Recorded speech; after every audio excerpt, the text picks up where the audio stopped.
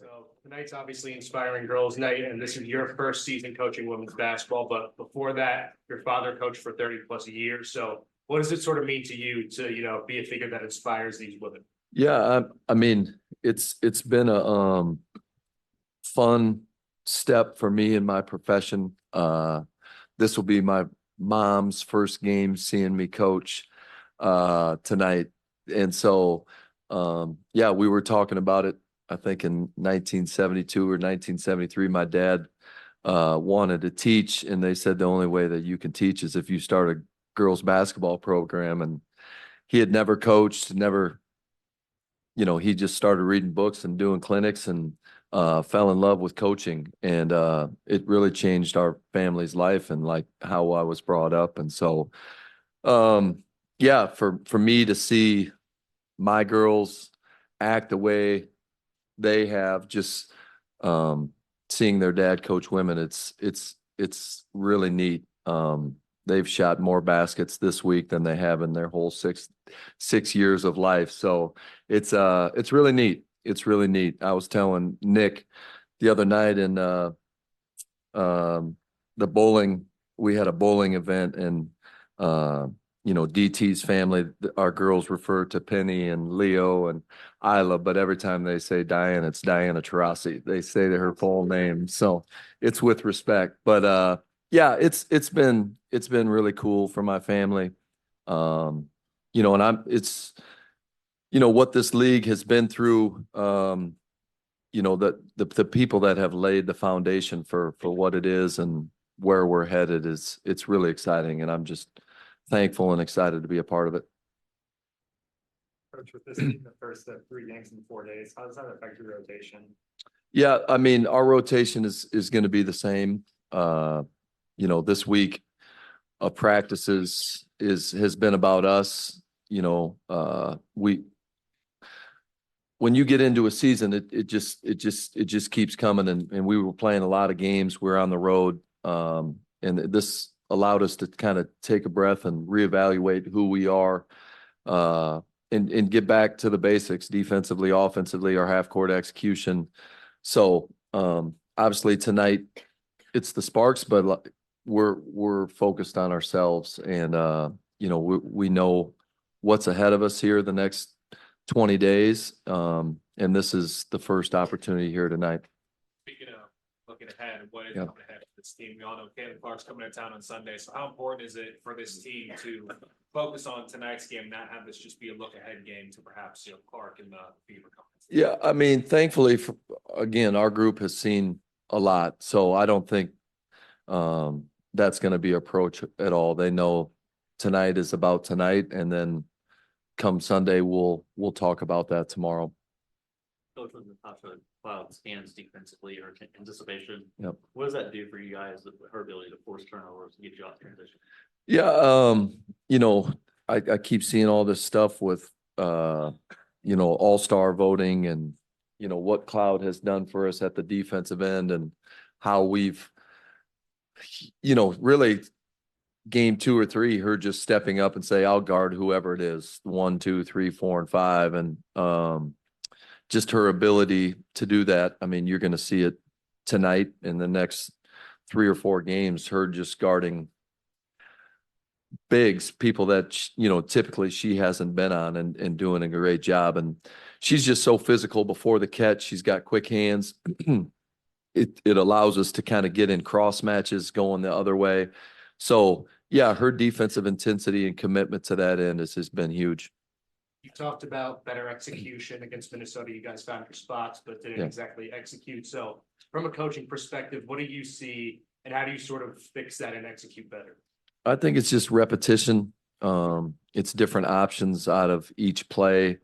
It's continuity. Again, we've only played 6 games with this group. So, we're running plays with BG that we didn't run the first 10 games. And so this week has been good. We'll continue to get better as the year goes on. But yeah, I like where we're at, when we get stops and playing in our flow and our early offensive opportunities. But, it's when the going gets tough. It's in the fourth quarter when the game slows down. Can we execute and get a good shot? What's the biggest difference between you guys' performances on the road so far this year versus here? I wish I had that answer. Yeah, exactly. No, our vibe and energy, it's electric here, right? Just the atmosphere, 6-2, I believe, at home, and 2-6 on the road. That's something that we've talked about this week. As a veteran group, we know that we need to be better on the road. But we're also thankful that we got 3 home games this week to hopefully give us some momentum. But yeah, the X factor has been unbelievable. Tonight, obviously a Friday night coming in, and then Sunday, obviously, and then another big game on Monday. So I would expect it to be rocking in here the next couple nights. Did your mom give you a pregame pep talk? No, but she's ready. She is excited. Yeah, she's been super disappointed she hasn't been able to be here. But she's thankful, and it's gonna be pretty special. And in preseason, you talked about how special Cameron Brink was, and obviously she tore her ACL. Yep. To speak about how special she was from what the time has been so far. Yeah, I mean, obviously everyone is excited about where our league is headed, and we've talked about it. It's multiple young players, right? It's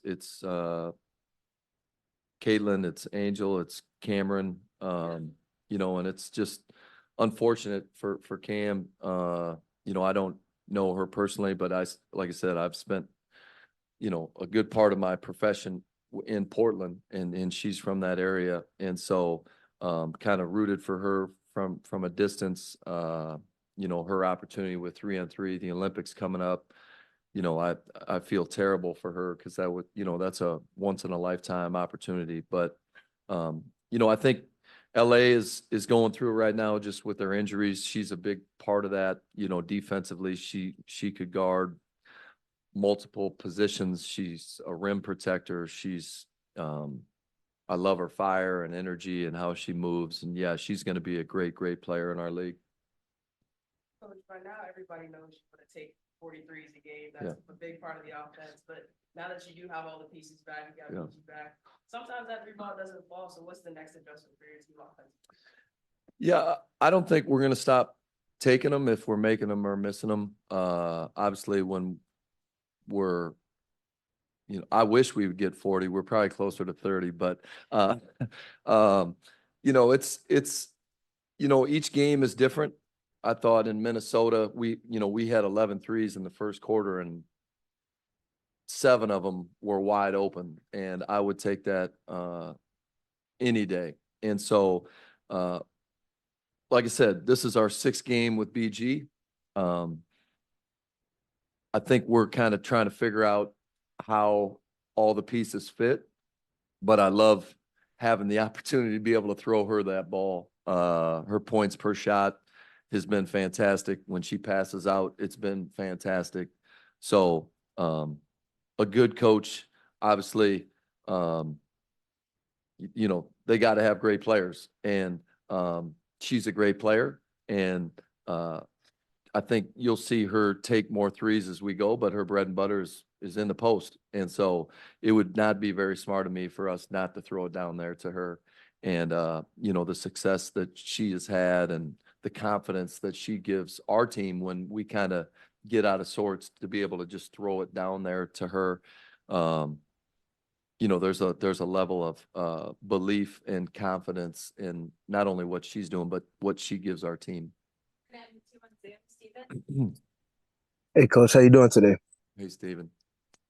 I had 2 quick questions for you. My first one, just kind of looking at Kurt Miller's teams, especially on the defensive end, feels like they lean into more nail help than most teams do on volume. I was curious, what are the conversations like with your team in terms of counterpunching that particular coverage? Yeah, I mean, Kurt's been doing this a long time. He's one of the coaches in this league that I've kind of really leaned into and watched. you know, they pride themselves on help defense, and that's something that we've talked about the last couple of days, playing to the weak side, skipping to the weak side, trusting our spacing, getting to the paint, getting our feet dirty in the paint, and then looking for shooters on that weak side. So we shouldn't be surprised by what they're going to do, because they do it consistently. It's just our willingness to make others better. And then my last one for you, just kind of looking at Rickea Jackson, I was curious and just kind of scouting what really stands out to you in terms of her trajectory and her potential as a rookie. Yeah, I think one of the biggest things is just her versatility. I don't know, I don't know Rickea, but I think it's fun seeing young players come into the NBA or WNBA that are super talented and don't know really who they are yet as people first, and then just also as players, and seeing them evolve. I think that you're going to see her over the next 5 to 7 years just expand her game in so many ways. She's, obviously when Cam was healthy, she was kind of forced to play the three, but she can honestly be a 4, 3, 2, anything she wants eventually, just as far as having her grow and understanding pro basketball and spacing and shot profile and stuff. So her best basketball definitely is in front of her.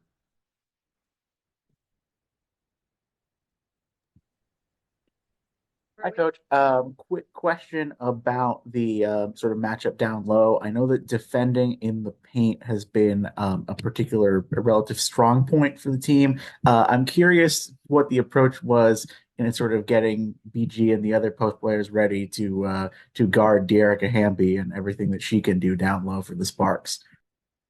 Yeah, Hamby's had an unbelievable year, right? And with the injuries, there's probably been more put on her plate. But yeah, I think, as a group, we've done a pretty good job of defending the paint. We're going to need to continue to do that. She's going to be a focal point for us. Not sure, they've had days off just like we have. They've had some injuries. So we're really not sure how they're going to start, if Hamby will be the 4 or if she'll be the 5. And so, okay, thank you. So, more than likely, she'll see Cloud. We'll start on Hamby. That will be our matchup. And, and then BG is back to help and support. And so we'll kind of adjust to their lineup, and then we'll go from there. Thank you. Thanks.